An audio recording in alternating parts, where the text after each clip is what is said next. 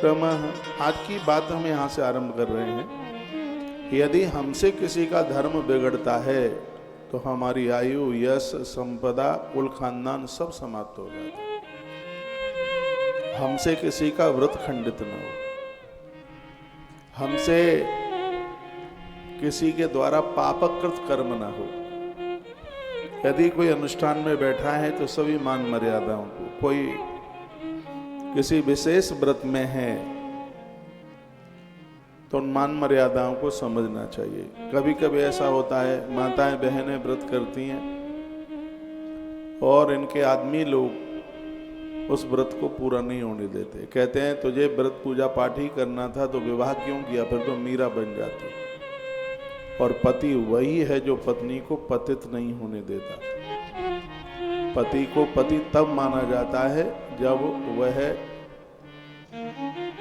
अपनी पत्नी के शुभ कर्मों में हर प्रकार का योगदान करता है। वो पति कोई भी हो, कोई भी किसी के धर्म को बिगाड़ता है तो आयु श्रियम यशो धर्म लोकानाद से बचा, आयुष खत्म होता है, पुण्य क्षीण हो जाते हैं, कुछ बचता नहीं। कंस ने ऐसी गलतियां करी, उसका सब कुछ खत्म हो गया। हम ब्रज की तरफ चलते हैं, वहां क्या हो रहा है। धेनु नाम नियतो प्रादात विप्रेभ्यो समलंकृते। नंद बाबा ने पुत्र के जन्म पर बहुत गायों का गोदान किया। आज स्वर्ग में कल्प वृक्ष भी लज्जित हो गया, बाबा ने इतना दान दिया। धरती पर बड़े बड़े दानी हुए, लेकिन पुत्र जन्म पर जितनी गायों का दान नंद बाबा ने किया वो पूर्व में पहले कभी कोई कर नहीं पाया। कथा यह कहती है कि आपके घर में बच्चों का जन्म होता है, आपकी शादियों की तिथियां होती हैं, उस समय आप गाय के लिए कुछ करें। महंगाई है, पूरी गाय का गोदान नहीं हो सकता और कम बजाइए, तो आप गाय के लिए भोजन, उसके लिए चारा तो आप निकाल ही सकते हैं। गावो वृषा वत्सतरा हरिद्रा तैल रूषिता।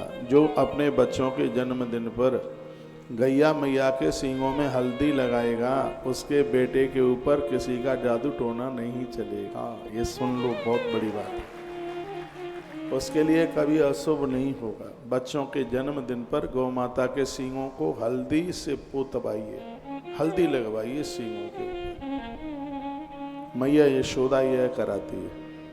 देखो कितनी आफतें परेशानी आई, उनके पुत्र को मारने के लिए कंस ने कितना भेजा, लेकिन वो सब परास्त होकर के चले गए, कुछ नहीं बिगाड़ पाए।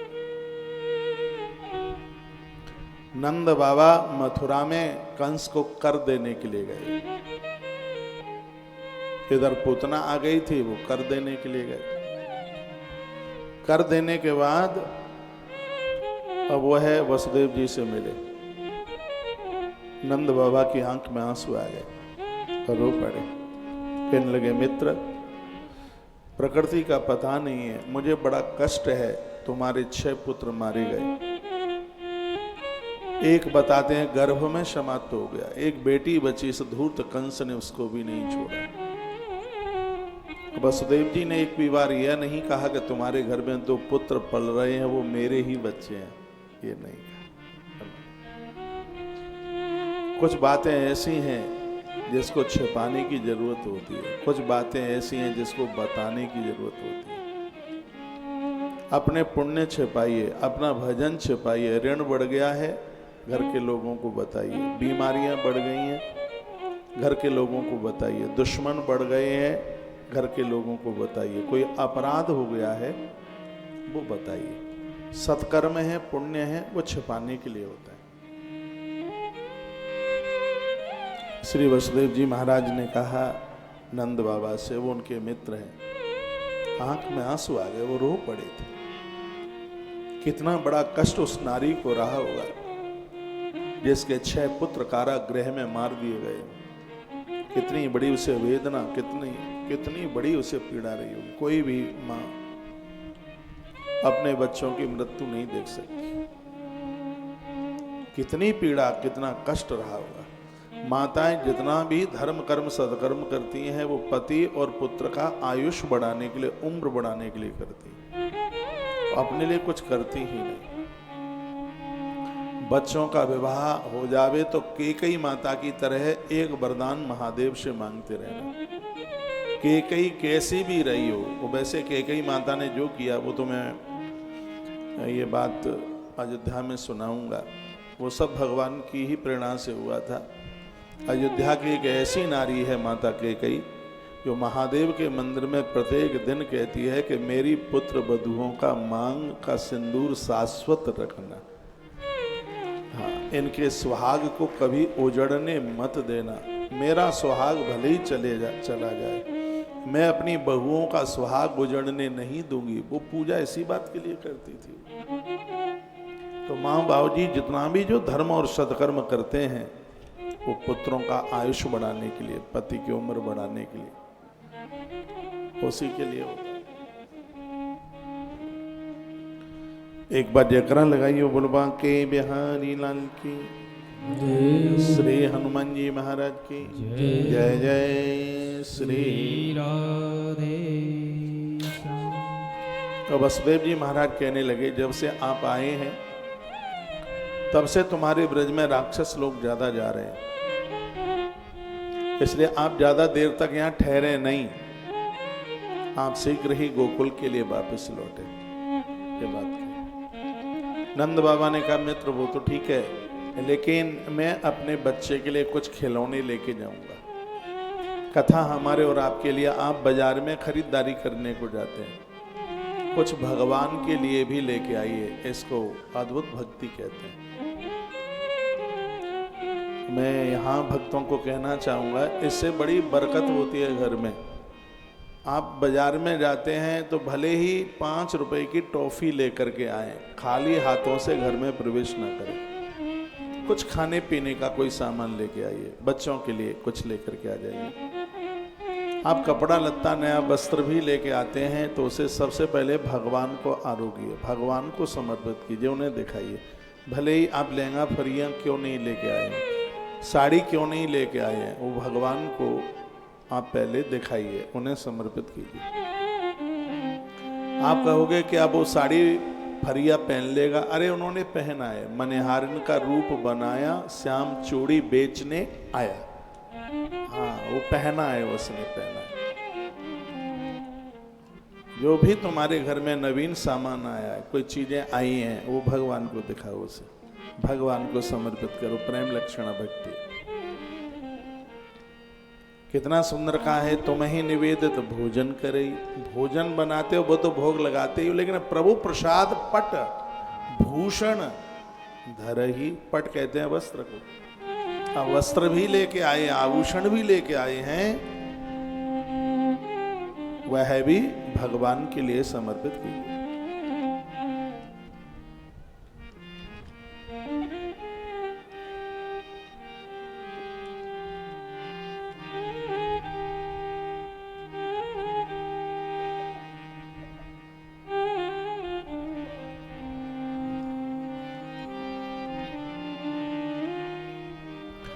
तो नंद बाबा ने कहा कि मैं ऐसे तो नहीं जाऊंगा, अपने पुत्र के लिए कुछ लेके जाऊंगा।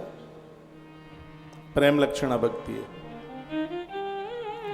मैं बहुत आग्रह पूर्वक निवेदन करूंगा, मेरे आप बहुत बातें मानते हैं भी, मान लीजिए जब भी आप अपने घर से कहीं निकलते हैं तो आपने घर में जहां मंदिर बनाया है वहां भगवान को प्रणाम करके जाइए और प्रभु को कहिए हम 1 दिन के लिए या 2 दिन के लिए या 4 दिन के लिए या सुबह से लेकर शाम तक बाहर जा रहे हैं, प्रभु और कुछ नहीं मांगते, बस द्वारा से आपका हमें दर्शन हो जाए, कृपा कर। भगवान 2 रूप से आपके संग चलेगा, एक आगे और एक पीछे, क्योंकि उसे पता है यदि कोई घटना घट गई तो बदनामी मेरे दरबार की हो जाएगी। भगवान कवच बन करके आपके संग चलेंगे। राजा अम्बरीश हुए हैं, अयोध्या के राजा थे, भगवान का सुदर्शन चक्र उनके संग ऐसे ही चलता था। कथा आती है दुर्वासा जी उनको जलाना चाहते थे, कृत्या पैदा कर दी थी, और वह सुदर्शन चक्र ही था जिसने पहले कृत्या को मारा, फिर बाबा जी के पीछे लग लिया। सब जगह गए दुर्वासा जी, लेकिन कहीं शरण नहीं मिली, फिर अम्बरीश से ही आके क्षमा माफी मांगी। भगवान का भक्त बनने में बहुत आनंद है। मैं ये नहीं कह रहा हूं कि तुम पत्नी के मत बनो, पति के मत बनो, बच्चों के मत बनो, माई बाप के मत बनो। मैं कोई विरोध नहीं कर रहा हूं, बनिए। यदि सबका बनना आपने सीख ही लिया है तो भगवान का भी जरूर बनिए, उसके बिना कुछ भी नहीं। रामायण की एक चौपाई बोलते आगे चल रहा हूं, मेरी फेवरेट चौपाई। देह धरे कर, एक बात बोलूंगा मैं आपको, रामायण की चौपाई तो ऐसे है जैसे अरहर की दाल में देसी घी का तड़का। जीरा बहुत खाया करो, जीरे से बॉडी में दर्द नहीं होता, सौंफ खाने से बॉडी में दर्द नहीं होता, इलायची खाने से बॉडी में दर्द नहीं होता, अजवाइन खाने से बॉडी में दर्द नहीं होता। अभी गर्मी चल रही है, अजवाइन तो उतना नहीं चलेगा, लेकिन आप थोड़ा जीरा, काला नमक, सौंफ, ये स्वास्थ्य के लिए बहुत फायदेमंद है। तो अरहर की दाल में लगाते हैं तड़का, तो फिर तो 2-3 कटोरा तो साधारण सी बात होती है। मेरी बड़ी फेवरेट दाल है अरहर की दाल। चलो 5 साल से तो मिली नहीं है, आगे कभी तो नंबर आएगा ही, पक्का आएगा, मुझे विश्वास है। भोजन में अरहर की दाल, भोजन के साथ पापड़, और रात्रि को सोते समय 1 गिलास दूध। इसका जितना महत्व है भगवान की कथा में, रामायण की चौपाइयों का भी उतना ही महत्व है। हाँ, मानस की चौपाइयां बड़ी अद्भुत है। हर पुराण में रामायण के प्रमाण की जरूरत है सिरादे, लेकिन रामायण में किसी भी प्रमाण की जरूरत नहीं है, वो स्वयं में प्रमाणित है। देह धरे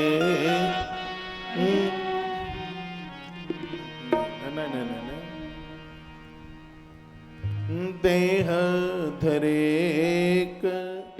देह धरे कर ये फल भाई, देह धरे कर ये फल भाई,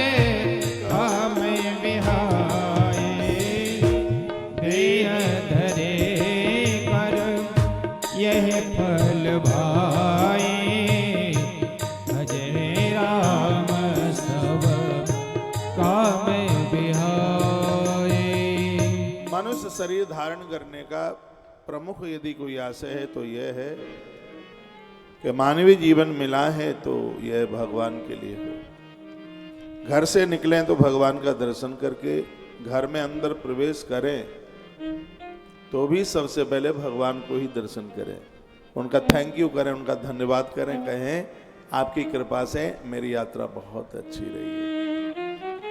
मैं व्यासपीठ की तरफ आता हूं तो अपने मंदिर में दर्शन करके आता हूं, और यहां से जब वापस लौटता हूं तो उनका धन्यवाद करता हूं, कहता हूं गोविंदा आपका धन्यवाद है, प्रभु आपका धन्यवाद है, आज आपकी कृपा से बहुत आनंद 4 घंटे में आया और हम सुरक्षित आ गए हैं तुम्हारे दरबार में, ये तुम्हारी बड़ी कृपा है। इसको कहते हैं प्रेम लक्षणा भक्ति। सुबह जागो तो भी भगवान के दर्शन करो, रात्रि को सोना है तब भी भगवान का दर्शन करके ही सोना है। नंद बाबा लौट करके आए जब उनको यह सूचना मिली कि पूतना आई थी और ऐसा ऐसा हुआ है, पूतना मारी गई है। कल आप सुने थे, कंसेन प्रहिता घोरा पूतना बाल गातिनी, बच्चों को मारने वाली पूतना। बच्चों को मारा पीटा ना करें, ये अच्छी आदत नहीं है। कभी कभी ये बहनें अपने आदमी की गर्मी बच्चों के ऊपर उतार देती हैं। आदमी के ऊपर तो चलता नहीं है, हैं? फिर वो बच्चों के ऊपर पूरा क्रोध उतार देंगे। इतना क्रोध क्यों करते हैं? आज दोपहर के प्रवचन में मैं बोल रहा था कि तूफान ने कितना नुकसान किया और क्रोध आने के बाद कितना नुकसान हुआ। इन दोनों के जाने के बाद ही पता लगता है कितना नुकसान हुआ है। क्रोध भी उसी तूफान की तरह जो आता है, पेड़ तोड़ देगा, दीवारें तोड़ देगा, छतें उड़ जाएंगी, बाद में पता लगता है कि नुकसान कितना हुआ है। या मोबाइल रख ले को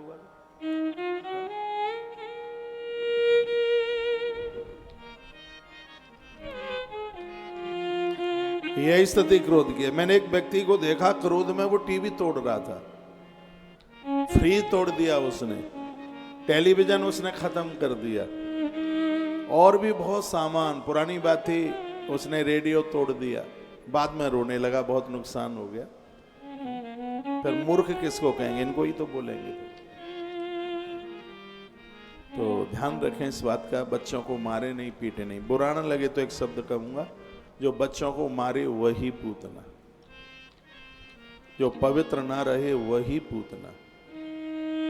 पवित्र पूतना का अर्थ ही है पूता न अपि पूतना, जो पवित्र नहीं है वही पूतना है। कल इसके ऊपर थोड़ा ज्यादा विस्तार हो गया है, इसलिए आज मैं विस्तार नहीं करूंगा। पूतना का उद्धार भगवान के द्वारा हुआ। उसके बाद एक और राक्षस आ गया जिसका नाम था तृणाव्रत। दैत्यो नामना तृणाव्रतः कंसभ्यस्त प्रणोदिता। दोपहर का समय था। आपने कभी देखा है गर्मियों में एक बवंडर हवा का आता है? हमारे यूपी में उसको कई नामों से जानते हैं उसे। अब यहाँ तो क्या कहते हैं भोपाली भाषा में मुझे पता नहीं है, हमारे यहाँ उसको कई नामों से, देसी भाषा में उसको कहते हैं भूत। वैसे इसका सही नाम तो चक्रवात है, कहते हैं भूत आ गया है भूत, और इतनी जोर से आता है खिलान खाली कर दे, भूसा उड़ जाए, पेड़ तोड़ दे, और उस समय आंख में अंधेरा हो जाता है, धूल ही धूल दिखाई देती है। वो आंधी नहीं होती, आंधी दूसरी चीज है, इसमें हवा में गांठ जैसी लग जाती है। आप समझ रहे हैं? आप बहुत होशियार हैं, हाल समझ लेते हैं। तो हवा में वो गांठ सी लगती है वो। तो यही चक्रवात आया, चक्रवात स्वरूपेण जहार आसीन भर्वकम, अंधेरा हो गया। बहुत सुनने लायक कथा है, और धीमे बजाइए भाई, सुनिए और धीमे। तो दिन में अंधेरा हो गया। भगवान सुखदेव ने वर्णन किया है कि जिस समय आया था तो रजसा तमसा, यानी दिन में अंधकार हो गया, दिन में अंधेरा हो गया। इसका सही अर्थ यह है कि ये चक्रवात क्या है? ये इंद्रियों का भोग है, वासना है, इंद्रियों में उठने वाला तूफान है। और सीधी सी बात है, जब जीवन में ये भोग आते हैं, विषय आते हैं, वासना आती है, तो रजसा तमसा का मतलब है लोग दिन में अंधे हो जाते हैं, उनको दिखाई नहीं देता, इसलिए तो कुकर्म कर बैठते हैं। जो भगवान से जुड़ करके रहेगा, उसकी विस्मृति नहीं करेगा, वो इन इंद्रियों के भोगों से हमेशा हमेशा के लिए बच जाएगा। रामायण के बालकांड में एक बड़ा सुंदर सा सोरठा है, शायद सोरठा नंबर 83 होना चाहिए, 83। धरीन काऊ धीर सबके मन मन सिज हरे। जिस समय कामदेव अपनी यात्रा के लिए निकला तो उसने सबको मार डाला, कोई बचा ही नहीं। तुलसी बाबा के हाथ से कलम छूट गई। 3 दिन तक रामायण का लेखन बंद रहा। हनुमान जी पधारे तीसरे दिन, बाबा तुलसी को कहा कि क्या हुआ है? रामायण का सृजन क्यों नहीं, लेखन क्यों नहीं? का कामदेव ने सबको मार डाला, अब किसके लिए रामायण लिखें? कोई बचा ही नहीं। हनुमान जी ने मोर पंख अपने हाथ में संभाला और अर्धाली उन्होंने पूरी की। हनुमान जी ने कहा नहीं, लोग बच चुके थे, कुछ बचे थे कामदेव की मार से। कहा कौन? जेई राखे रघुवीर तेई उवरे तेई काल महु। जिनको भगवान बचाना चाह रहे थे, जो भगवान से जुड़े हुए थे, काम की मार से वो बच गए थे। क्योंकि जहां राम तहीं काम नहीं, जहां काम नहीं राम। यदि राम है हृदय में तो काम की तो एक नहीं चलेगी। इसलिए कथा बड़ी अद्भुत है। ब्रजवासी भगवान से जुड़े हुए थे, इसलिए चक्रवात की मार से सब के सब बच गए। भोग उनको खत्म कर देंगे जो ईश्वर से दूर भाग जाएगा। जो परमात्मा से जुड़ा हुआ रहेगा, संसार के भोग वासना व्यसन उनके हृदय में कभी उतर के आ ही नहीं सकते। इस कथा की इसलिए तो यह है, यदि किसी की इंद्रियां बहुत भड़काऊ हैं, बुरा न मानिएगा। यदि किसी पुरुष की आंख में पराई नारी बसती है, यदि किसी नारी की आंख में पराया पुरुष बसता है, तो पूजा पाठ तो नौटंकी ड्रामा हो रहा है। आप आस पास भी नहीं है भगवान के। परमात्मा के नजदीक पहुंचने का सबसे प्रमुख कारण विशेष है, वो तो यही है कि लोग अपनी इंद्रियों को जीत लेते हैं। इंद्रियों में भोगों का तूफान ही नहीं रहता। यह भगवान से मिलने का एक बहुत सुंदर यह परिणाम है।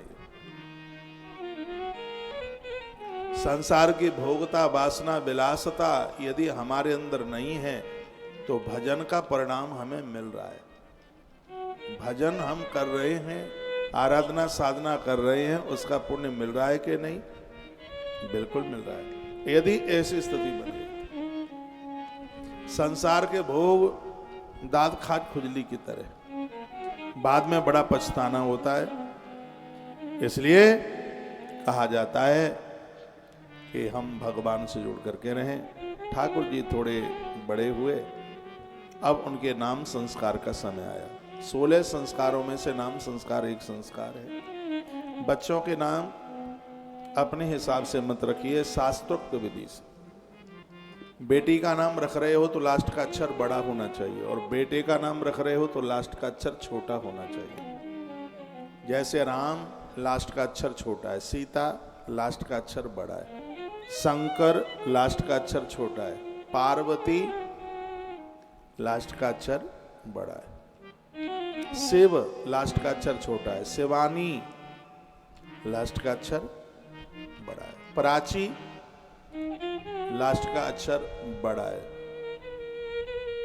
साक्षी लास्ट का अक्षर बड़ा है, मोहन, गगन, अंबर, कृष्ण ये लास्ट के अक्षर छोटे। यानी बच्चों का जब आप नाम रखते हैं तो लास्ट का अक्षर है छोटा होना चाहिए, और बेटियों का नाम रखते हो तो लास्ट का अक्षर बड़ा होना चाहिए। यहां तक आई बात समझ में?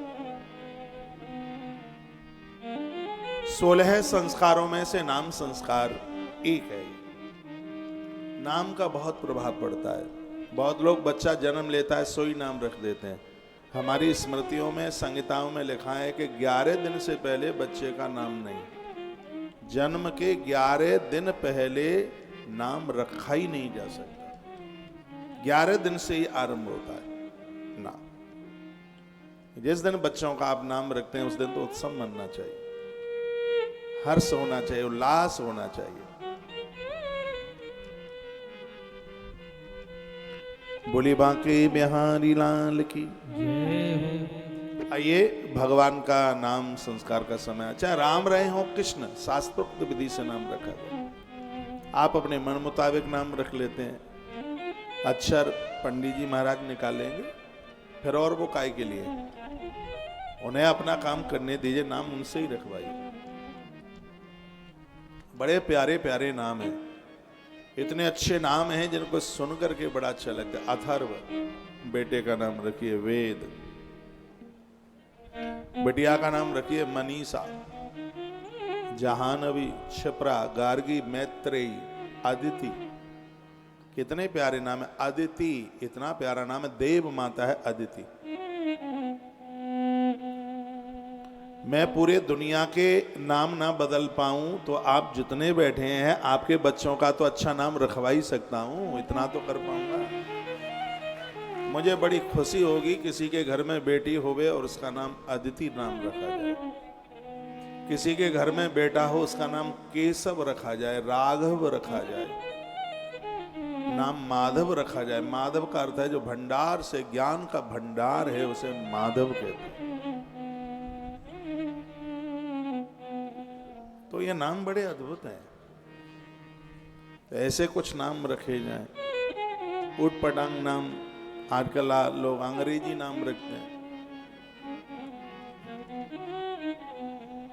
किसी बच्चे का नाम था फॉर्च्यून। अभी मैं था उधर साउथ में, अब मैंने अंग्रेजी पढ़ी है तो मुझे तो जानकारी है कि फॉर्च्यून का अर्थ भाग्य होता है। हाँ? और फॉर्च्यूनर का नाम होता है भाग्यशाली, भाग्य होता है ना, फॉर्च्यून भाग्य। तो आप किसी बच्चे को फॉर्च्यून कह करके बोलें वो अच्छा लगेगा या उसको भाग्य कह करके बोलोगे तो अच्छा लगेगा? बताइए, हैं? भाग्य कह करके बोलोगे तो अच्छा लगेगा उसको। अंग्रेजी में तो अकाल पड़ा है शब्दों का, हिंदी मालामाल है शब्दों से। वहाँ चाचा को अंकल, फूफा को अंकल, ताऊ को अंकल, मामा को अंकल, इतनी शॉर्टेज है वहाँ पर, इतनी कमी है अक्षरों की, शब्दों की, कि 10 उच्चारण के लिए बस एक ही शब्द है उनके पास। लेकिन हमारे यहाँ चाचा जी, फूफा जी, मामा जी, मौसा जी, ताऊ जी, बिना मिश्री खाए मुंह मीठा हो जाता है। सगी चाची से आंटी कहिए ऐसा लगता है कि सिर में पत्थर मार दिया। कितना प्यारा शब्द है चाची। पहले तो काकी बोलते थे उसे, पहले काकी। हम कौन है वो बताती थी, बेटा तुम कौन हो? काकी। काका, चाचा को काका बोलते थे।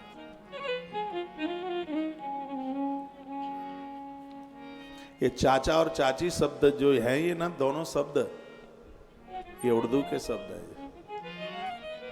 अपने यहाँ का तो काका और काकी ही है, काका काकी दोनों शब्द है। चलो ठीक है, चाचा चाची बोल लेते हैं, लेकिन सगी चाची से आंटी, और चाची से आंटी कहोगे तो फिर चाचा को आंटा कहना चाहिए, और क्या। तो मैं वहीं लौट करके आ रहा हूं, बच्चों के जो नाम संस्कार हैं उन्हें शास्त्रोक्त विधि से, जो बोलने में भी बड़ा अच्छा लगे। एक नाम प्यारा, अंबर, मधुसूदन, क्या नाम है ये। आकाश, सूर्य, आदित्य, भास्कर, नाम है।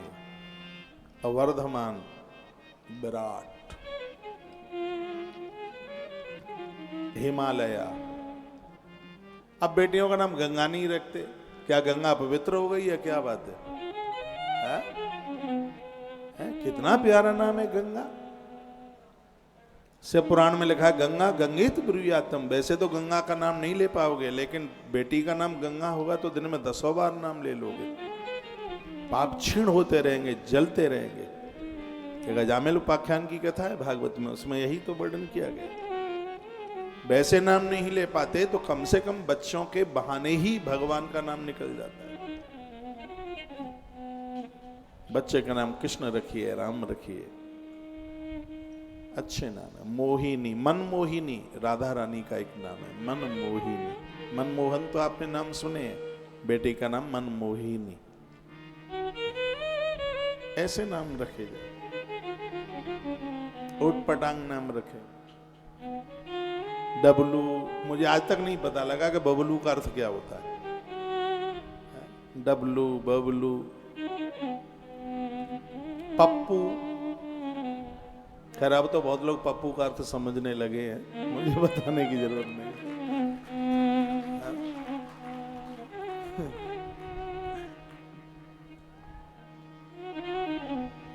आप समझदार बहुत हैं, सच में मान गए हो।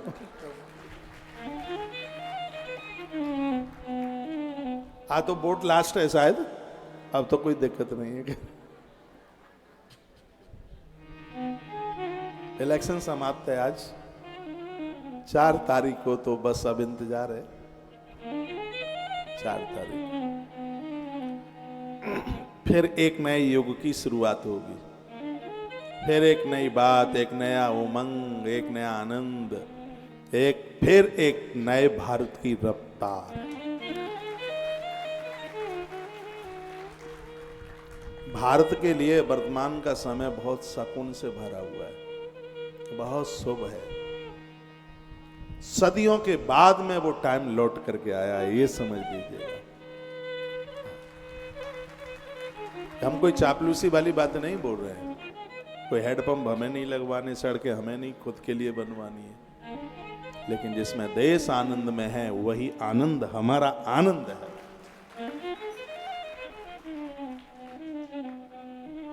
आइए, भगवान का नाम संस्कार हो रहा है। श्री वसुदेव जी महाराज जी ने गर्गाचार्य जी को कहा कि गर्गः, सुखदेव भगवान कहते हैं, गर्गः पुरोहितो राजन यदुनाम सुमहातप ब्रजम जगाम नंदस्य वसुदेव प्रचोदिता। कहा, श्री ब्रज मंडल में मेरे 2 बच्चे हैं गुरुजी, उनका नाम रख के आ जाओ। तब श्री गर्गाचार्य जी चले और नंद बाबा के दरवाजे पर कहने लगे, कोई अपने बालकों का नाम रखवा लो, हमें दक्षिणा नहीं चाहिए। नंद बाबा ने चरणों में वंदन किया, प्रणाम किया और घर लेकर के गए। मैया जी ने चरण धोए, चरण उदक पूरे घर में छिड़काया। संत चरण, गुरुजनों के चरण पड़ते ही घर का पितृ दोष समाप्त हो जाता है। भगवान महादेव का अभिषेक करने से घर में वास्तु दोष समाप्त हो जाता है, क्योंकि वास्तुदेव भगवान महादेव और विधाता ब्रह्मा के ही पुत्र हैं। इसलिए भगवान शिव की पूजा घर में बहुत शुभ है, बेलपत्र चढ़ाना बहुत शुभ है। खैर, मैं अभी से पुराण नहीं सुना रहा हूं, लेकिन फिर भी कुछ जरूरी बातें हैं, वो मुझे बोलना होता है। तो गुरुजन, संत, महापुरुष, साधु आवे, कोई गुरु घर में आवे तो एक श्वेत वस्त्र बिछा दो नीचे, परात में कुमकुम पानी के साथ भर दो।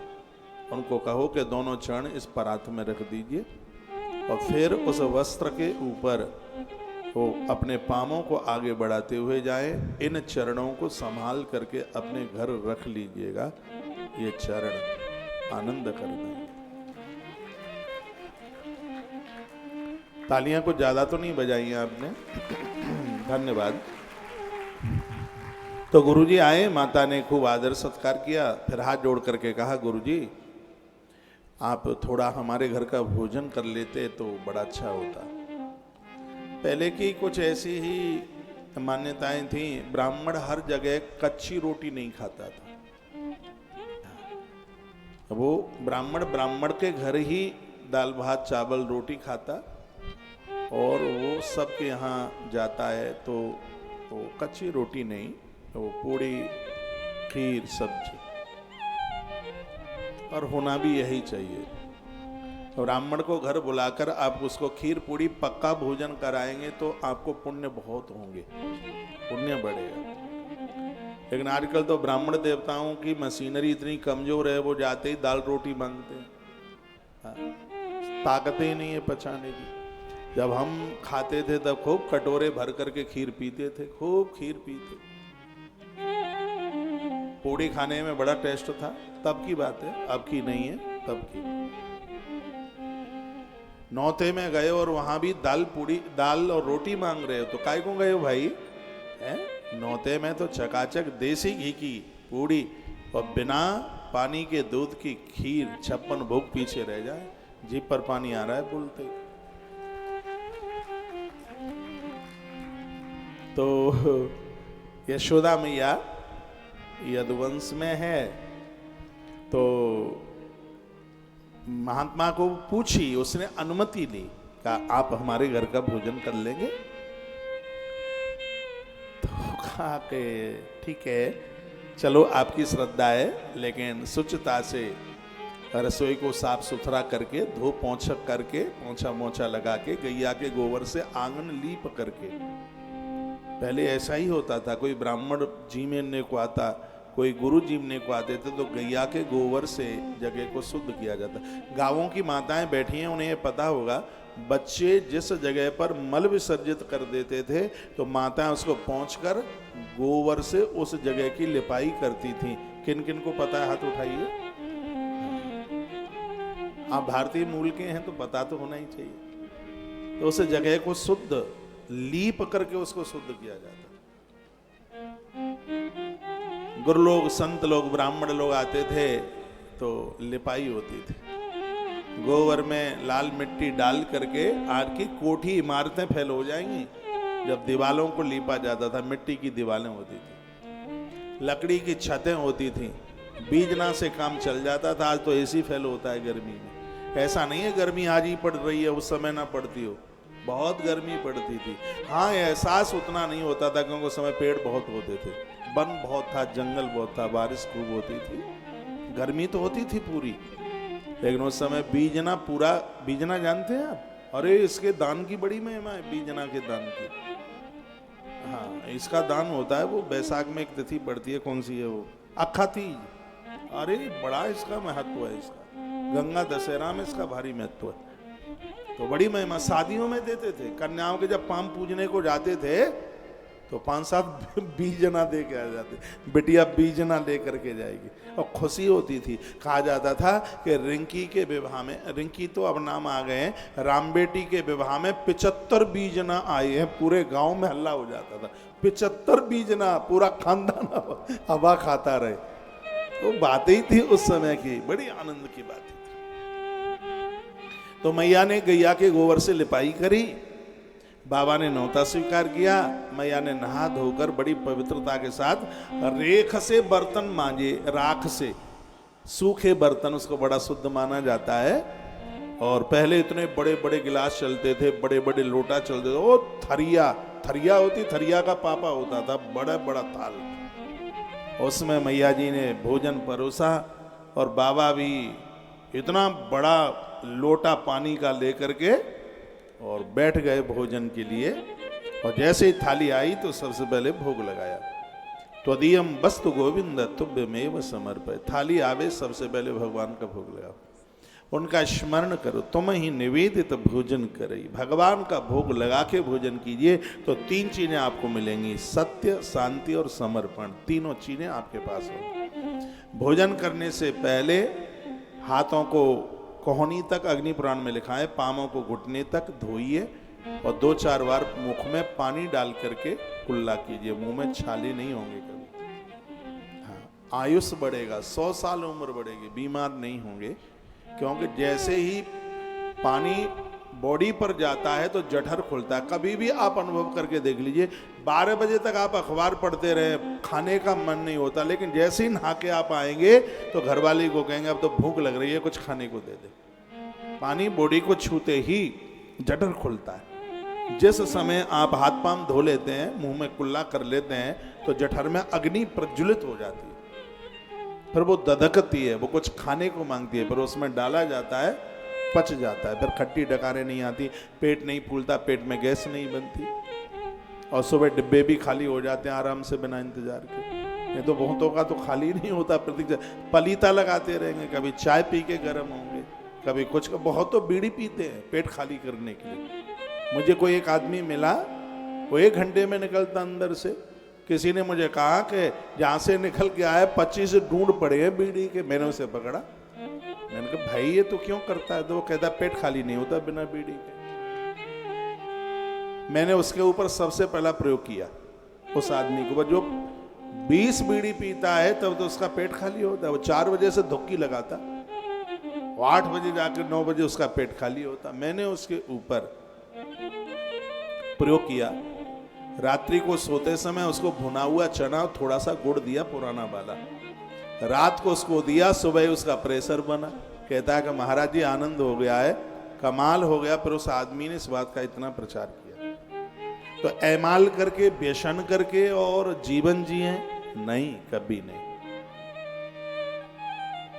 अपनी सात्विक चीजें हैं, परंपरागत हैं, बड़ी विशेष हैं। आइए लौटा करके वहीं लेके आ रहा हूं। भोजन भोग लगाया, जैसे ही मंत्र बोला तो सामने ही भगवान लुढ़कते हुए आ गए और थरिया में बैठ गए।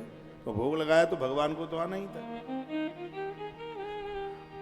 त्वदीयम वस्तु गोविंद तुभ्यमेव समर्पित। जैसे ही कहा गोविंद ये तुम्हारे लिए समर्पित है, तो नंद का आ गया बालक और आकर के माटी में लिपड़े हुए दोनों हाथ थरिया में बोर दिए भगवान ने। अब बाबा तुमने तो बड़ा क्रोध किया, बड़ा गुस्सा हुआ, आंखें फड़फड़ाने लगा बाबा। बाबा ने कहा कि पहले मुझे बुलाया, नौता दिया, जमानी को बिठाया और ये देख तेरा ढीठ बालक और मेरी थरिया बिगाड़ दे। तुम अहीर और मैं खांटी पंडित, तुम्हारे घर का पानी भी न पीऊं, मैं ये चला। अब भगवान मन में सोचने लगे कि पहले मंत्र पढ़कर इसने बुलाया और थाली में जीमने को बैठ गया तो मैया से मेरी शिकायत करता है। अब उसको क्या पता था बाबा को कि जिस गोविंद का तुमने आह्वान किया है वही निर्गुण से आके सगुण बन गया है, धरती पर वही आ गया। वो नहीं पहचान पाए। क्यों नहीं पहचान पाए? क्योंकि ध्यान रोटियों पर था। जिनका ध्यान रोटियों पर होगा तो भजन में कहां मन लगेगा? ध्यान रोटी पर था। मैया ने कहा बाबा बच्चा थोड़ा ढीठ है, मुझे क्षमा कर दो, मैं फिर दोबारा से आपके लिए रसोई बनाती हूँ। मैया ने नहा धो करके फिर रसोई बनाई, बाबा के सामने परोसी। फिर मंत्र बाबा ने बोला तो अब के तो भगवान असली वेश में आए। एक बिलंदा कपड़ा नहीं देह पर। छोटे बच्चे बिना कपड़ों के बड़े अच्छे लगते हैं। छोटे छोटे बच्चे बिना कपड़ों के बड़े अच्छे लगते हैं। पूज्य डोंगरी जी महाराज ने बताया क्यों अच्छे लगते हैं। इसलिए अच्छे लगते हैं क्योंकि बच्चों के अंदर वासना नहीं होती, और सुंदर धरती पर वही है जिसके अंदर वासना नहीं है, वही सुंदर लगता है। तो भगवान ने फिर थारी जूठी कर दी। सो बाबा ने फिर शिकायत करी। भगवान ओठ फड़फड़ा में पहले बुलाता है फिर शिकायत करता है। मैया ने कहा बाबा इसने तो मेरी भी नाक में दम कर रखी है, बस एक बार और माफ हमें कर दो, मैं भोजन बनाए के लाऊंगी और तुमने जल्दी जल्दी कौर लगा लीजिए। कौर जानता? कौर, कौर ग्रास। मैया ने फिर स्नान करके भोजन बनायो, बाबा के सामने परोसो। कही बाबा तुम जल्दी जल्दी खाए लो, तुम जो ललाए मैं अपनी गोद में कस के लेके बैठ जाऊंगी। सो मैया ने बालक को उठायो, अभी नाम रखो ना गयो तासो नाम नहीं ले रहे, और कस के मैया गोद में लेके बैठ गई। रसोई में गोद में लेके बैठ गई, कस के पकड़ लो और बिते बाबा भोग लगावे। और भगवान सोचेंगे भगत बुलावे हम ना जावे, ऐसा तो आज तक नहीं भाई। लेकिन हमारी मैया कितनी सीधरी है जानो ना पता कि कंस के साथ ताले पड़े रहे, जब मथुरा ते गोकुल आए गए तो तेरी गोद में ते बाबा की थरिया तक नहीं पहुंच पाएंगे का। तो भगवान ने मन में विचार किया और 22 समय पर प्रभु ने निद्रा देवी का आह्वान किया।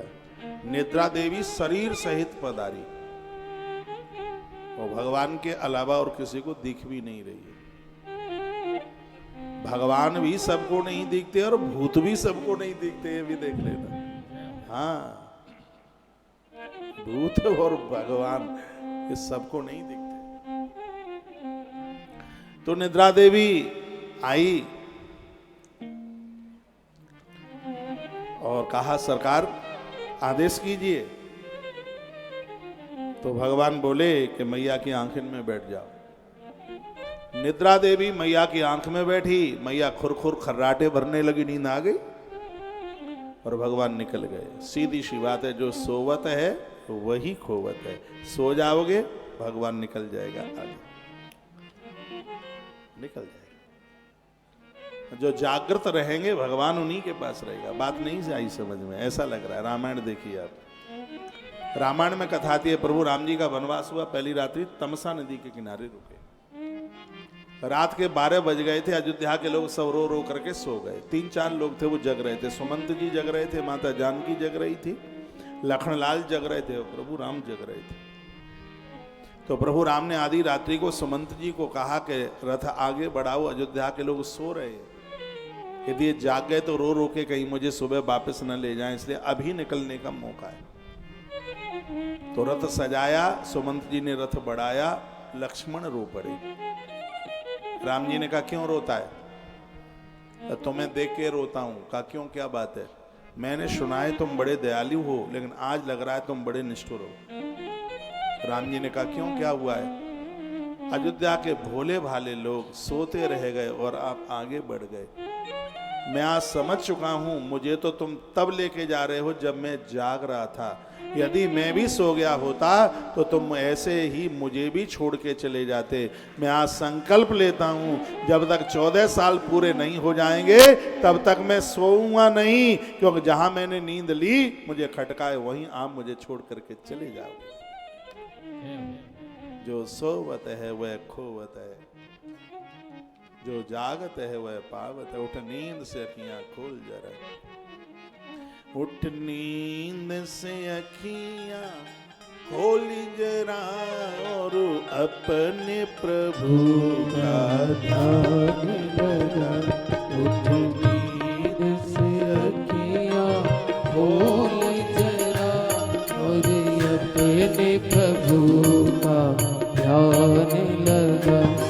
ये प्रीति करने की रीति नहीं, प्रभु जागते हैं तू सोवते है।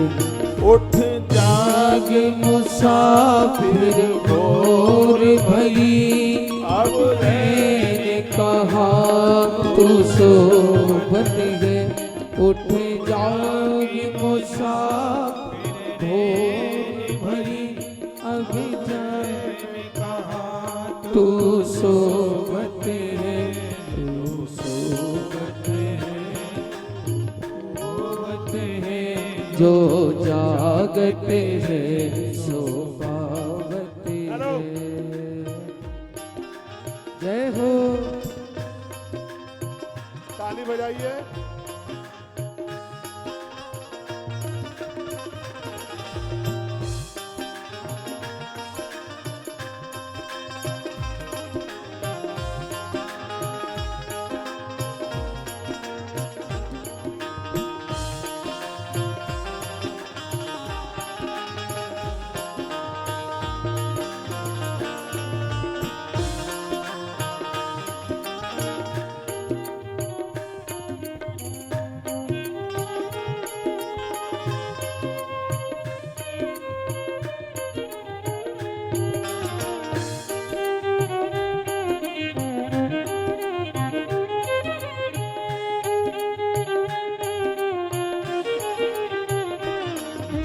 कल करना है आज कर ले, जो आज करे सो अब कर ले। जो कल करना है सो आज कर ले, जो आज करे सो अभी कर ले। जब चिड़िया ने चुग लिया तेरे पशुकारिया होवती है। उठ जाग मुसाफिर और भैया मैंने कहा तू सोवत है।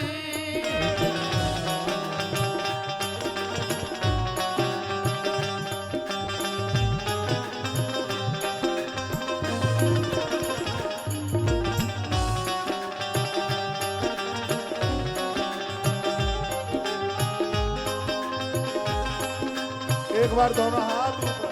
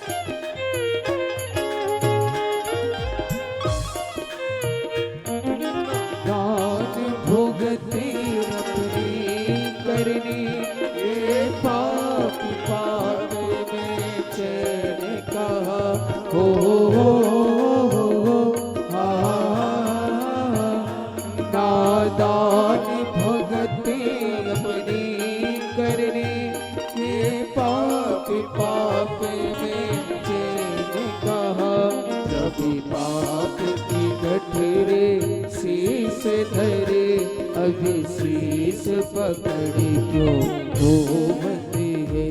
उठी जागे मुसाफिर और भाई अब रैन कहाँ तू सोबत है। जो सोबत है सो खूबत है, जो जागत है सो भागत है।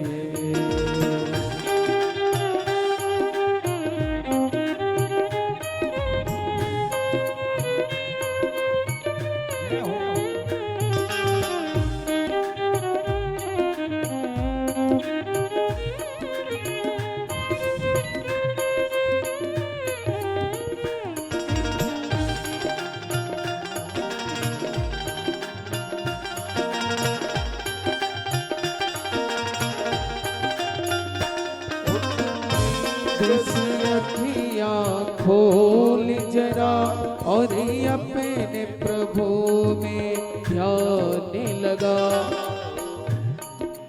ओ अखियाँ खोल जरा और अपने प्रभु में ध्यान लगा। कहीं प्रीत करने के प्रीत नहीं, प्रभु जागत है तू सोबत है। उठी जागे मुसाफिर भोर भये, अब रेन कहाँ तू सोबत है। जो सोबत है सो भोगत है, जो जागत है सो भागत है। उठ जागे मुसाफिर भोर भये, अब रैन कहाँ तू सोबत है।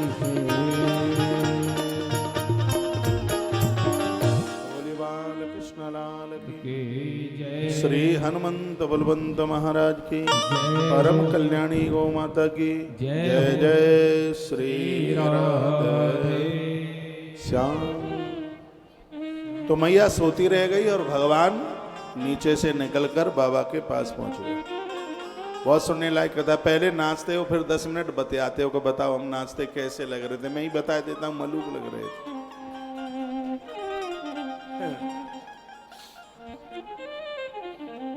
बाबा ने देखा कि माँ के हाथ बंधे हैं और बालक मेरे पास में बैठा है। लगता है बालक कोई साधारण बच्चा नहीं है।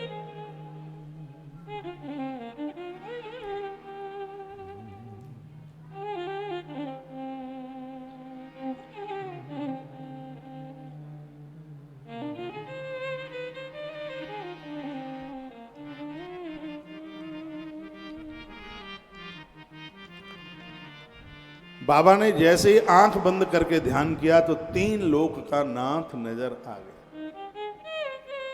आंख में आंसू आ गए, मस्तिष्क चरणों में रख दिया और कहा प्रभु क्षमा कर दीजिए, मैं आपको पहचान नहीं पाया, मुझे माफ कर दे, मैं आपके चरणों में पड़ता हूं, मैं आपको पहचान नहीं पाया।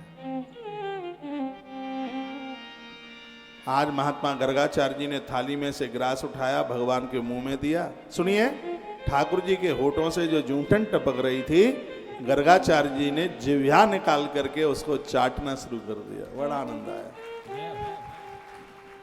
इधर मैया की नींद खुली, देखो लला कहाँ, लला कहाँ। सो मैया भजी, बड़ी जोर से भागी तो देखो कि बाबा की गोद में लला बैठो और बाबा के होठने चाट रहे हैं।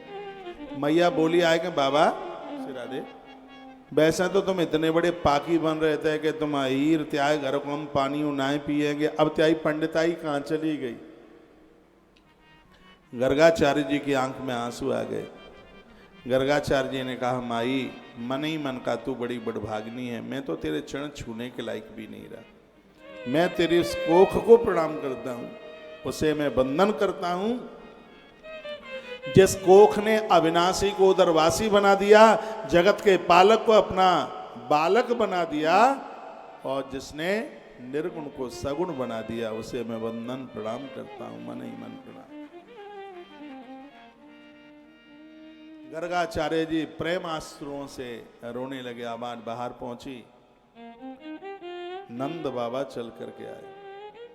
नंद बाबा ने देखा, नंद बाबा ने कहा, हे ब्राह्मण देवता, आप रो क्यों रहे? गर्गाचार्य जी ने कहा, पहली बार इतना सुंदर बालक देखा, आंख में आंसू आ गए। ये नहीं कहा कि भगवान है, क्योंकि भगवान की लीला में कोई अवरोधकता ना आ जाए, तो उन्होंने उसको छिपा लिया। तो हाथ जोड़ करके नंद बाबा क्या कहने लगे, सुनो कि त्वम ही ब्रह्म विदाम श्रेष्ठ संस्कारान कर्तुमर्हसि बालयोर्नयो नृणाम जन्मना ब्राह्मणो गुरु। कहते हैं कि ब्राह्मण जन्म से ही गुरु होता है। आपसे मैं प्रार्थना करता हूं, आप ब्रह्मवेत्ताओं में श्रेष्ठ हैं, इसलिए मेरे इन दोनों बालकों का नामकरण संस्कार करा दीजिए, क्योंकि ब्राह्मण जन्म से ही मनुष्य मात्र का गुरु होता है। मैं बहुत प्रार्थना पूर्वक कहना चाहूंगा, कोई कितना भी विद्वान हो, बच्चों की शादी में फेरे ब्राह्मण के द्वारा ही पढ़वाए। शादी ब्राह्मण से ही, मंत्र उससे ही बुलवाए। नहीं तो ताको काम ताइए छाजे, नहीं तो पीठ के ऊपर मोंगरा बाजे। दिक्कत तो यह है कि लोग अपने अपने काम के ऊपर रुके नहीं है, दूसरों के काम अच्छे लग रहे हैं। मैं बड़ा भाग्यशाली हूं क्योंकि मैं अपने काम पर रुका हूं, इसलिए मेरा भाग्य है जो मेरे लिए भगवान ने धर्म और मर्यादा बनाई है, उसका हम पालन कर रहे हैं। ब्राह्मण के 6 काम है ना, विद्या पढ़ना, पढ़ाना। विद्या पढ़ी है, अब पढ़ा रहे हैं, गुरुकुल चल रहा है, तो दोनों में पारंगत हो गए। दान लेना, दान देना, आपसे लेते हैं और इधर जाकर के खिसका देते हैं, चलता रहता है आगे। यज्ञ करना और यज्ञ कराना, 365 दिन यज्ञ करता हूं, और आयोजनों में आप जजमानों का यज्ञ धड़ल्ले से होता है, तो 6 कामों में जुड़े हुए। अब बारी आपकी है, आप देखो ना, यदि आप क्षत्रिय हैं, यह धर्म तब पूरा होगा जब आपका एक बेटा सेना में जाएगा, हाँ, सिपाही बनेगा, फौजी बनेगा, रक्षा करेगा इस देश की, तभी आपका क्षत्रिय धर्म पूरा होगा। लेकिन क्षत्रियाणी माता बहनों, क्या आपकी छाती का दूध सूख गया है? कहाँ गया छत्रपति शिवाजी, कहाँ गए वो महाराणा प्रताप? ये द्वारा से क्यों नहीं जन्म ले रहे? इनकी जरूरत है इस धरती के लिए। जिस गांव में ठाकुर लोग रहें, क्षत्रिय लोग रहें, और वहां की बहू बेटियों को तकलीफ हो, वहां डाकू डकैत चोर लफंगे और गुंडे बढ़े हैं, तो क्या धिक्कार है उस क्षत्रिय के लिए। जैसे वर्षा से छाता बचाता है, चारों समाजों को क्षत्रिय बचाने का काम करता है, इसलिए उसका नाम क्षत्रिय। लेकिन अब हो नहीं पा रहा है, चारों वर्णों के लोग भटक गए। मैं आज प्रवचन कम करूंगा, कथा ज्यादा कहूंगा। तीसरी बात है, यदि आप यहां बनिए वैश्य लोग बैठे हुए हैं, तो व्यापार आपके लिए, लेकिन आपके बच्चे नौकरी के लिए भाग रहे हैं। क्या कारण बन रहा है कि व्यापार फेल हो रहा है, उसका शोध कीजिए। और ये व्यापार आपके खून में, आपके रक्त में, उसको जिंदा रखिए, उसको मुरझाने मत दीजिए। कनिष्ठ वर्ण के लिए सेवा, नौकरी इत्यादि का प्रावधान बताया गया है। मैं फिर लौटा करके आपको वहीं लेके आ रहा हूं। एक बार बोलिए बांके बिहारी लाल की जय। त्वमहि ब्रह्म विदाम श्रेष्ठ संस्कारान कर्तुमर्हसि। मैं भाग्यशाली हूं कि मेरे दरवाजे पर एक ब्राह्मण आया है मेरे बच्चों का नाम रखने के लिए। तो बालयोर्नयोर्नाम जन्मना ब्राह्मणो गुरु, क्योंकि ब्राह्मण जन्म से ही मनुष्य मात्र का गुरु होता है, जन्म से ही गुरु होता है। छोटा बच्चा भी ब्राह्मण का होगा, वो भी गुरु के ही रूप में, तो जन्म से ही गुरु होता है। धरती का देवता है वो, धरती का ईश्वर है वो। श्री गर्गाचार्य जी कहने लगे, यदु नाम आचार्य ख्यातश्च भुवि सर्वथा। मैं जानता हूं कि आप यदुवंश के आचार्य हैं। नंद जी कहने लगे, कहते हैं यदि मैं तुम्हारे पुत्र के संस्कार करूंगा। गर्गाचार्य जी कहने लगे नंद से कि सुतम मया संस्कृतम ते मन्यते देवकी सुतम। यदि मैं तुम्हारे पुत्र का नाम संस्कार करूंगा तो कंस को पता लग जाएगा, और कंस को किसी ने बहका दिया है कि देवकी का बेटा तुम्हारे घर में रह रहा है, तो मेरी भी आफत आ जाएगी। अब करें क्या करें? तो क्या जवाब दिया उन्होंने, अलक्षितोस्मिन् रहसि मामयि केरपे गो ब्रजे। अलक्षितोस्मि यानी अकेले में, मैं किसी को बताऊंगा नहीं। गौ खिरक में, गौशाला में आप बच्चों का नाम संस्कार कर दो। मैं अपने खासम खास कुटुंब खानदान को भी नहीं बुलाऊंगा। कुरु दुजात संस्कारम स्वस्ति वाचन पूर्वकम, आप स्वस्ति वाचन के सहित मेरे बच्चों का नाम संस्कार कर दें, मैं किसी को नहीं बुलाऊंगा। भगवान सुखदेव कहते हैं परीक्षित किसी को नहीं नंद बाबा ने बुलाया, भाई रूठे नहीं। लेकिन वर्तमान समय की स्थिति है कि छोटा सा भी कार्यक्रम कराओगे, यदि इन कुटुंब खानदानियों को न बुलाया जाए तो मुंह लटक जाएगा। जिस आदमी ने तुम्हें 50 बार बुलाया, एक आध बार नहीं बुलाया तो कौन सी आफत आ गई है। नहीं रूठना चाहिए, कोई कारण रहा होगा नहीं बुलाया, अब तो मुंह लटक गया है। और ऐसा लटका है कि 17 साल तक अब बात ही नहीं करेंगे बिल्कुल। क्यों? बच्चे का नाम रखा, जने हुआ था, हमें नहीं बुलाया इसलिए। लेकिन नंद बाबा का एक भी भाई नहीं रूठा, उन्हें पता लगा था कोई रूठा नहीं। अकेले में एकांत में गौशाला में लेके पहुंच गए। बच्चों का नाम घर में, जो आपने मंदिर बनाया वहां नाम रखो। और धीमे बजाओ। मंदिर में यदि कहीं आसपास गौशाला या आपके घर में ही गैया है तो जहां गैया की परछाई गिरती है वहां नाम संस्कार कीजिए। भागवत ऐसा वर्णन करती है, क्योंकि जहां गैया खड़ी है वहां 33 करोड़ देवता विद्यमान है वहां पर, और सगरे ऋषि विद्यमान है। तो संत और भगवंत के सानिध्य में शुभकर्म हो गया है। मैं तो कहता हूं कि आपके घर में दामाद आता है, उसे आप दक्षिणा देते हैं, बंधन पूजन करते हैं, गौ माता के चरण की रज 24 घंटे घर में रखो। चरण धूल, प्राण प्रतिष्ठा नहीं होती गौ माता के चरण की धूल न हो तब तक। हाथी के पाम की धूल बड़ी शुभ है, घोड़े के पाम की धूल बहुत शुभ है, गौ माता के चरण की धूल तो बहुत ही ज्यादा शुभ है।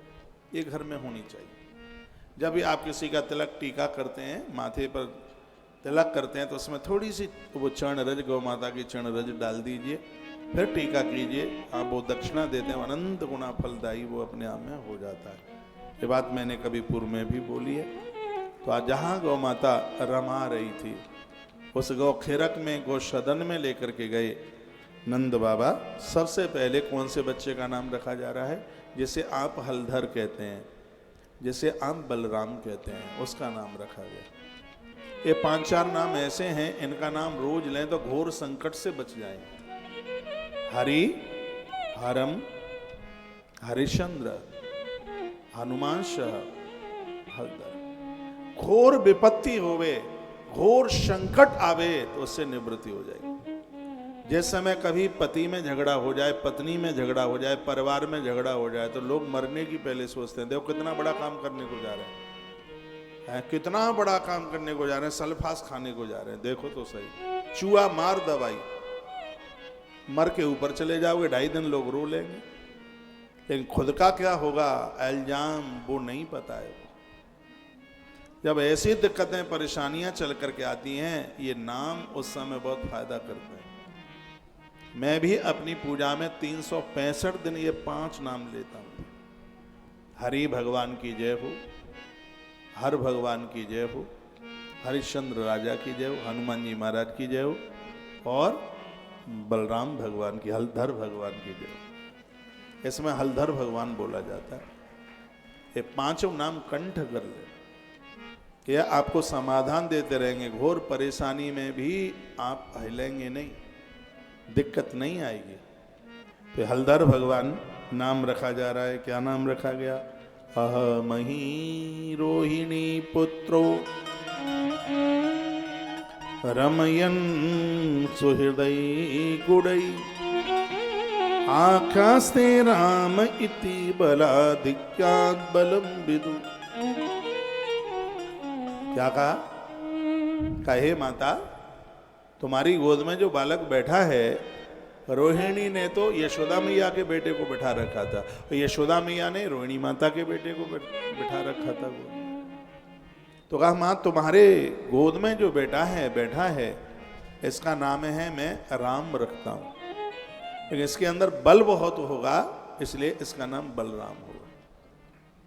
कितने अच्छे अच्छे नाम है, ऐसे अच्छे नाम आप रखते नहीं है। राम, राम कितना बढ़िया नाम है। बेटे का नाम राम होगा, बड़ा होगा, मित्र लोग उसको शराब पिलाने को ले जाएंगे तो अंदर से आवाज आएगी, नहीं तेरा नाम राम है, खोटे काम नहीं करना। किसी बच्चे का नाम कृष्ण होगा तो गलत करते समय उसके अंदर से आवाज आएगी और गलत करने से वो बच जाएगा, नाम का प्रभाव है। लेकिन आज राम, कृष्ण, माधव, राघव ये नाम मिलते ही नहीं है। नाम मिलेंगे आर्यन, आहा, आर्यन, आरब, ये नाम मिलेंगे।